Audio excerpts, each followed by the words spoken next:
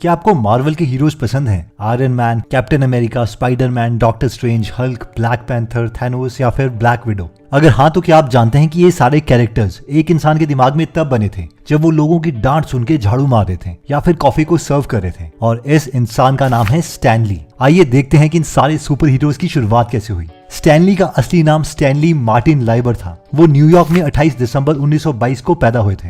Stand ली के पिता एक ड्रेस कटर थे और उनकी फैमिली की फाइनेंशियल कंडीशन काफी खराब थी। ग्रेट डिप्रेशन के दौरान ली के पिता को काम नहीं मिल रहा था। तभी स्टैनली को समझ आ गया था कि उन्हें भी अपने घर में पैसे लाने के लिए मेहनत करनी पड़ेगी। इसलिए स्टैनली ने बचपन से ही छोटे छोटे काम करने शुरू कर दिए ताकि वो अपनी फैमिली को सपोर्ट कर सके। ली पढ़ाई के साथ साथ सैंडविच डिलीवर करते थे। उन्हें रीडिंग और राइटिंग बहुत पसंद थी और उनकी पहली राइटिंग जॉब ऑब्ituary लिखने की थी, यानी न्यूज़पेपर में मरे हुए लोगों के लिए डेथ नोट्स लिखना। इसके बाद 1939 में जब ली 17 साल के हुए तो उनके अंकल ने उन्हें टाइमली कॉमिक्स में जॉब दिलवा दी। ली टाइमली कॉमिक्स के एडिटर मार्टिन गुडमैन के असिस्टेंट थे। ली को बहुत ही मामूली काम मिला था, जैसे कि पेन में इंक भरना, लोगों को लंच तैयार करके देना और फाइल्स ऑफिस के एक कोने से दूसरे कोने में लेके जाना। कभी कभी ली को कॉमिक्स में एडिट करने का काम मिलता था। ली का सबसे पहला पब्लिश्ड काम कैप्टन अमेरिका में था। तब स्टैनली को कॉमिक्स में डायलॉग लिखने का मौका दिया गया, पर ड्राइंग वाला काम उन्हें अभी तक नहीं मिला था। स्टैनली का टैलेंट देख के 19 साल की उम्र में उन्हें थोड़े टाइम के लिए टाइमली कॉमिक्स का एडिटर बना दिया गया। ली को अपनी पहली कॉमिक बनाने का मौका मिला।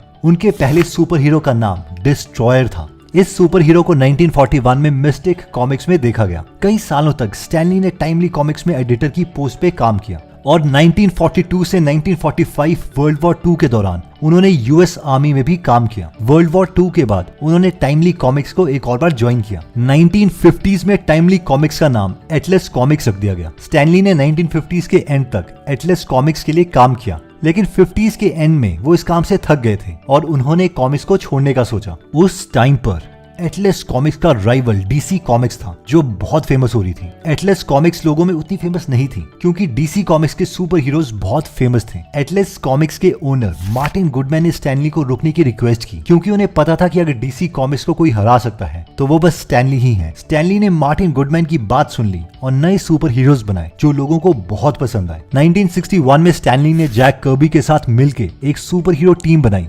जिसका नाम फैंटास्टिक फोर था। वो लोगों को बहुत पसंद आई। फैंटास्टिक फोर के आने के बाद एटलस कॉमिक का नाम मार्वल कॉमिक्स रख दिया गया। इस दौरान स्टैनली ने बाकी फेमस एडिटर्स के साथ काम भी किया, जैसे कि जैक कर्बी और डिट्को। इन लोगों ने दुनिया के सबसे फेमस सुपर हीरोज बनाए, जैसे कि स्पाइडरमैन और हल्क। स्टैनली ने अपने इंटरव्यू में बताया था कि फैंटास्टिक फोर बनाने के बाद उनके पब्लिशर ने उनसे बोला कि अब एक नया सुपर हीरो बनाना पड़ेगा। ली उस दिन घर गए और नए सुपर हीरो के बारे में सोचने लग गए। वो घर पे बैठकर सोच रहे थे कि वो अपने अगले सुपर हीरो को क्या पावर्स दें, और तब उन्होंने एक मक्खी को दीवार पर चढ़ते हुए देखा। उस मक्खी को देखकर उनके दिमाग में आया कि क्यों ना नेक्स्ट सुपर हीरो को दीवार पर चिपक के क्रॉल करने की सुपर पावर दी जाए। पर जब वो नाम सोचे थे तो उनके दिमाग में अलग अलग आइडियाज आए, जैसे कि fly man, mosquito man, spider man. आप तो जानते ही होंगे इन नामों में से कौन सा नाम सिलेक्ट किया होगा। ली ने इसके बाद सोचा कि क्यों ना स्पाइडर मैन को आम लोगों की तरह पर्सनल प्रॉब्लम्स दी जाए ताकि सब लोग रिलेट कर सकें, और साथ ही साथ स्पाइडर मैन को टीनेजर बना दिया जाए, क्योंकि आज तक किसी ने टीनेज सुपर हीरो को नहीं बनाया था। स्टैनली ने स्पाइडरमैन के कैरेक्टर पीटर पार्कर को नॉर्मल इंसानों की तरह शर्मीला और इंट्रोवर्टेड बनाया ताकि सब लोग उसके साथ अटैच हो पाए। स्टैनली खुशी से भागकर अगले दिन अपने पब्लिशर के पास आए और उन्हें स्पाइडरमैन के कॉन्सेप्ट के बारे में बताया, पर उनके पब्लिशर ने बताया कि ये आज तक का सबसे घटिया आइडिया है। पब्लिशर ने स्टैनली से पूछा कि क्या तुम्हें पता है एक्चुअल में सुपर हीरो होता क्या है? सुपर हीरो को पर्सनल प्रॉब्लम्स नहीं होती, वो परफेक्ट होता है। ये सुन के स्टैनली दुखी हो गए और अपने पब्लिशर के ऑफिस से निकल गए, पर उनके दिमाग से स्पाइडरमैन का आइडिया नहीं गया। अब उनकी कंपनी में एक मैगजीन थी जिसका नाम था अमेजिंग फैंटेसी। इस मैगजीन को बंद किया जा रहा था क्योंकि ये चलती नहीं थी, इसलिए इसकी लास्ट इशू पब्लिश होने वाली थी। किसी मैगजीन के लास्ट इशू में कुछ भी कंटेंट डालो, किसी को कोई फर्क नहीं पड़ता। स्टैनली ने सोचा कि क्यों ना इस मैगजीन के लास्ट इशू में स्पाइडरमैन को कवर पे फीचर करें। 1 महीने के बाद जब मैगजीन के फिगर्स आए तो ली देख के हैरान हो गए। उनके पास वही पब्लिशर जिन्होंने स्पाइडरमैन की बेइज्जती की थी वो भागते हुए आए और उनसे कहा, स्टैन, तुम्हें पता है ना वो कैरेक्टर स्पाइडरमैन जो हम दोनों को बहुत पसंद आया था, आओ उस पर हम एक नई सीरीज बनाते हैं। और जैसे कि हम जानते हैं ये सीरीज बहुत फेमस हुई। स्टैनली ने हल्क को बनाने में भी काफी अलग आइडियाज यूज किए। एक इंटरव्यू में ली ने बोला था कि उन्हें हल्क के आइडिया फ्रैंकेस्टीन मूवी देख के आया था, जिसमें फ्रैंकेस्टीन एक मॉन्स्टर होता है, पर एक्चुअल में फ्रैंकेस्टीन किसी को नुकसान नहीं पहुंचाना चाहता। वो एक अच्छा मॉन्स्टर था। वो दिखने में डरावना था, इसीलिए लोग उससे दूर भागते थे। फिर ली को दूसरा आइडिया डॉक्टर जैकिल और मिस्टर हाइड से आया, जिसमें एक इंसान मॉन्स्टर बन सकता था। इसलिए स्टैनली ने सोचा कि क्यों ना वो भी एक अच्छा मॉन्स्टर बनाए जो ऐसे ही अपना शरीर बदल सके, और इस मॉन्स्टर का नाम उन्होंने हल्क रखा। ली ने हल्क का स्किन का कलर एक्चुअल में ग्रे रखा था, पर पब्लिशिंग के टाइम में प्रिंटर पर कुछ प्रॉब्लम आ गई, जिसकी वजह से हल्क ग्रीन कलर का प्रिंट हो गया, और तब से लेके आज तक हम हल्क को ग्रीन कलर से पहचानते हैं। एक और सुपर हीरो जो बेनेडिक्ट कम्बरबैच ने प्ले किया है वो है डॉक्टर स्ट्रेंज। स्टैनली कहते हैं कि उन्होंने बहुत लोगों को स्टेज पर मैजिक ट्रिक्स करते हुए देखा है। उन्हें देख के ली ने सोचा कि क्यों ना ऐसा सुपर हीरो हो जो एक्चुअल में मैजिक कर पाए, लेकिन ली नहीं चाहते थे कि उनका सुपर हीरो आम मैजिशियंस की तरह आबरा का डाबरा बोले। इसलिए ली ने अपने डायलॉग्स बनाए, जैसे कि by the crystal moon of Cinnarock, जो कि बहुत ही फेमस हुए। आयरन मैन का नाम तो हम सब ने सुना है।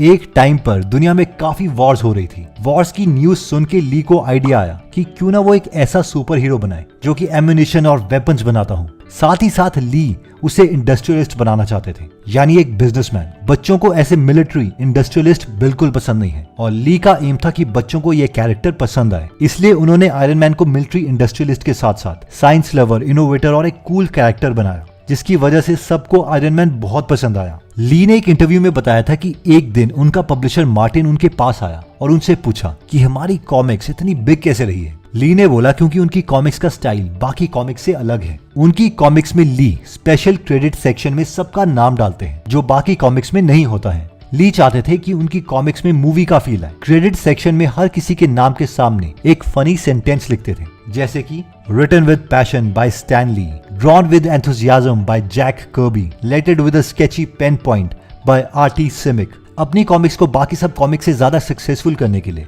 ली ने कॉमिक्स के एंड पेज पे एक पेज रखा था जिसका नाम था बुल पेन बुलेटिन्स। उसमें ली आगे की अनाउंसमेंट करता था या रैंडम टॉपिक के बारे में लिखता था। इस पेज की वजह से रीडर्स को ऐसा लगने लगा कि वो ली को पर्सनली जानते हैं। इसके साथ साथ स्टैनली ने कॉमिक्स के कवर्स पे कुछ अलग लिखने की कोशिश की, जैसे कि एक कॉमिक के कवर पर ली ने लिखा था, ये शायद सबसे अच्छी स्टोरी ना हो, पर हमने आपको आज तक बहुत सारी अच्छी स्टोरीज दी हैं, इसलिए ये स्टोरी भी आपको खरीदनी चाहिए। सबको लगा ली का दिमाग खराब हो गया है, पर ली का आइडिया काम कर गया और ये कॉमिक उनकी बेस्ट सेलिंग कॉमिक बन गई।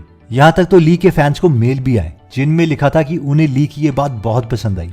स्टैनली को अपनी कॉमिक्स में लेटर्स टू द एडिटर वाला सेक्शन रखना बहुत पसंद था। इन सेक्शंस में फैंस की एडिटर के लिए लेटर्स होते थे। मार्वल्स के सभी कॉम्पिटिटर्स भी अपनी कॉमिक्स में ये सेक्शन रखते थे, पर ली अपनी कॉमिक्स में इस सेक्शन को अपने कॉम्पिटिटर से हट के बना के रखते थे। आम तौर पर बाकी कॉमिक्स में फैंस की लेटर्स बहुत फॉर्मल होती थी, जैसे कि फैंस की लेटर डियर एडिटर से शुरू होती थी, पर स्टैनली इन लेटर्स को फ्रेंडली बनाने के लिए डियर ली लिखते थे। और जब ली अपने फैंस को लेटर का जवाब देते तो वो भी बहुत फ्रेंडली होता था। जैसे अगर किसी फैन का नाम लेट से चार्ल्स स्मिथ होता था तो बाकी एडिटर्स अपनी मैगजीन में लिखते थे डियर चार्ल्स, पर ली लिखते थे हाय चार्ल्स, ताकि वो फैंस के साथ फ्रेंडली रहे। यहाँ तक फिर उनके फैंस भी लिखने लगे हाय स्टैन। इस तरह ली ने अपने फैंस के साथ एक फ्रेंडली रिलेशन बना लिया। स्टैनली के पास मार्वल का लाइफ टाइम कॉन्ट्रैक्ट था, यानी हर साल उन्हें $1 मिलियन मिलते थे। जब मार्वल के ओनर्स ने कंपनी बेच दी तो नए ओनर्स ने ये सब कॉन्ट्रैक्ट खत्म कर लिए। ली के नए कॉन्ट्रैक्ट्स के हिसाब से उन्हें साल में सिर्फ $500,000 मिलते थे और लाइफ टाइम कॉन्ट्रैक्ट की जगह 2 ही साल का कॉन्ट्रैक्ट होता।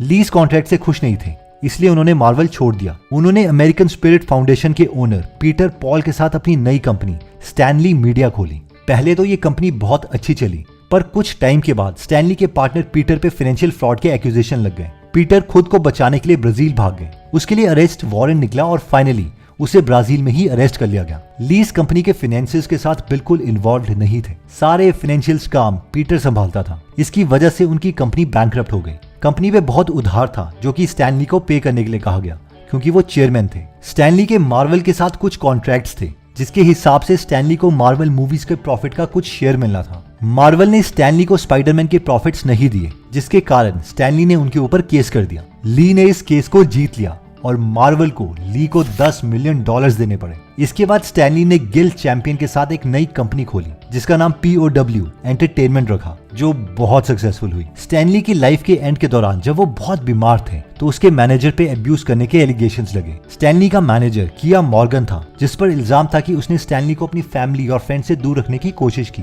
ताकि वो उसके घर से महंगी पेंटिंग्स, आर्टवर्क चोरी कर सके। मई 2018 में स्टैनली के घर विजिटिंग पुलिस और सोशल वर्कर्स आए ताकि वो देख सके कि उनके घर में सब ठीक है कि नहीं। लेकिन मॉर्गन ने पुलिस को बुला लिया और कहा कि स्टैनली के घर पर स्ट्रेंजर्स आए हैं जबकि उसे पता था कि वो सोशल वर्कर्स हैं। बाद में मॉर्गन को अरेस्ट कर लिया गया क्योंकि उसने झूठी पुलिस रिपोर्ट लिखाई थी। मॉर्गन के साथ साथ एक और इंसान पर स्टैनली को बुढ़ापे में एक्यूज करने के एलिगेशंस लगे। आप सुन के हैरान होंगे कि वो उनकी खुद की बेटी जेसी ली पर हैं। स्टैनली और उसकी वाइफ की पहली बेटी पैदा होने के कुछ दिन बाद ही वो मर गई थी और उसने अपनी अगली बेटी जो कि जेसी थी उस पर बहुत अटेंशन दिया और किसी भी चीज की कमी नहीं होने दी। स्टैनली ने बोला था कि जेसी उन्हें वर्बली अब्यूज करती है और कभी कभी हाथ भी उठाती है। 2018 में एल्डरली अब्यूज का केस स्टैनली के मैनेजर पर भी था जिसका नाम जेरी ओलिवरेज था। स्टैनली की कंप्लेंट के हिसाब से ओलिवरेज ने उसके बैंकर को नौकरी से निकाल दिया था जो स्टैनली के साथ 26 साल से काम कर रहा था और उसके बाद ओलिवरेज ने $4.6 मिलियन